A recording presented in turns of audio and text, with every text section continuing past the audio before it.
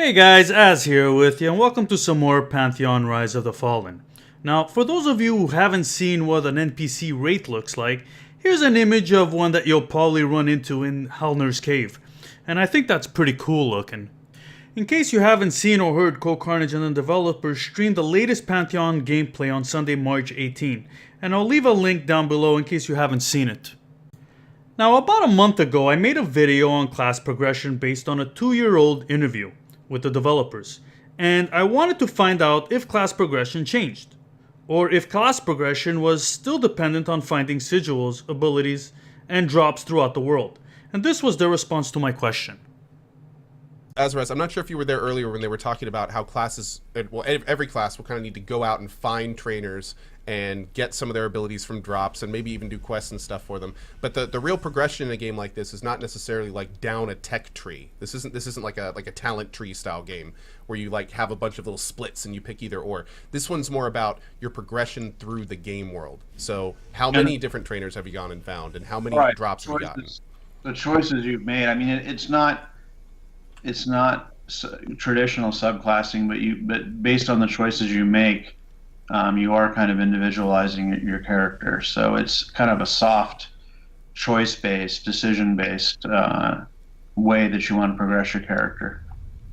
I would, just to clarify on that, I think it would be good to say it's not decision-based in the sense that, you know, you have a choice between this ability, or between having this skill or having this skill, at least not in general. What we're saying more is to get all of your abilities, to have a full arsenal of abilities. Some of that will require you to discover where those abilities, if it's a scroll, let's say for a wizard, you would have to find where that scroll drops, where it would be found. If it's a skill, you'd have to find, you know, where the certain trainer is, and then be able to, you know, whatever they would require you to do to be deemed worthy to learn what that skill is. That's more what we mean. Not as much you're going to have to decide between, you know, 1, 2, and 3, and you can only choose one. Right, and that also ties into acclimatization and other things as well, right? As far as going to different areas and yeah, it does.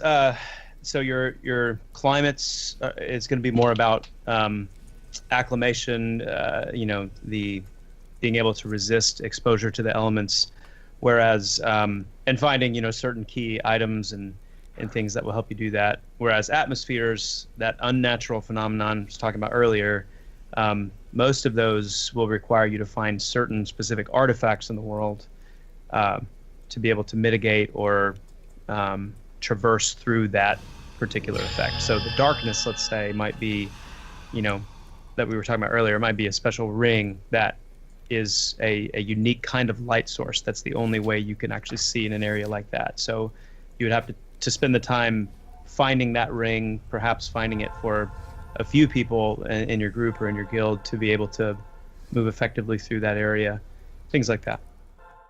So there is no subclass, at least in a traditional sense. Finding key equipment for the acclimation system and artifacts for the atmospheric system is something that you and your group will have to work towards if you want to progress in the environment as well.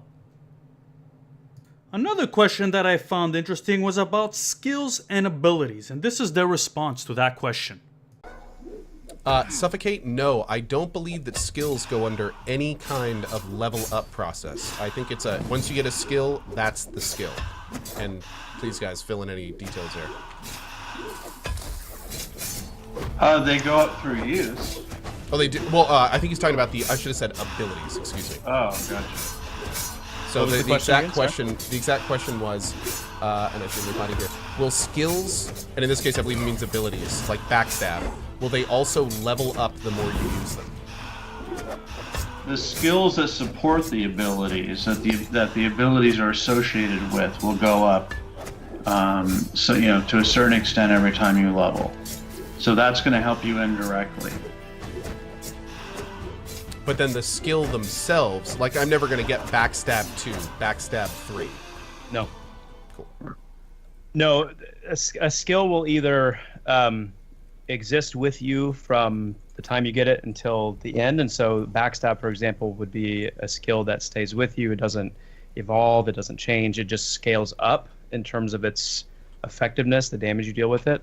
Whereas other abilities, like let's say the wizard's Shelter of Frail Energies that they get at level 1, that's like a line of abilities that you actually do get replacement abilities along the way in the same line. So Shelter of Frail Energies at level 1 becomes Shelter of Weak Energies at level 8, Shelter of Energy at level 12, Shelter of Strong Energies. So we have kind of both. That may be a poor example because it's pretty flat, but there are you can think of it in terms of like lines. Certain abilities belong to certain lines that will evolve in power, potency, effect as you level up. So yeah, I mean the answer is kind of yes, but not in a ranking way. We're not going to have Fireball ranked 1, 2, 10, that kind of thing. I really enjoyed the stream and loved the way the UI looked. It was clean, it was visually stunning, and the developers and the pre-alpha testers are doing such an amazing job. Now, I don't mind waiting for the game as long as the game is done right, and so far, I'm blown away. Now, if you haven't heard, Pantheon Radio is holding a contest. You have until the 30th of March to submit a script and win some really cool prizes, and I'll leave a link down below. And that's it, guys. If you enjoyed my video, press like or subscribe. I'm Az, and thanks for watching.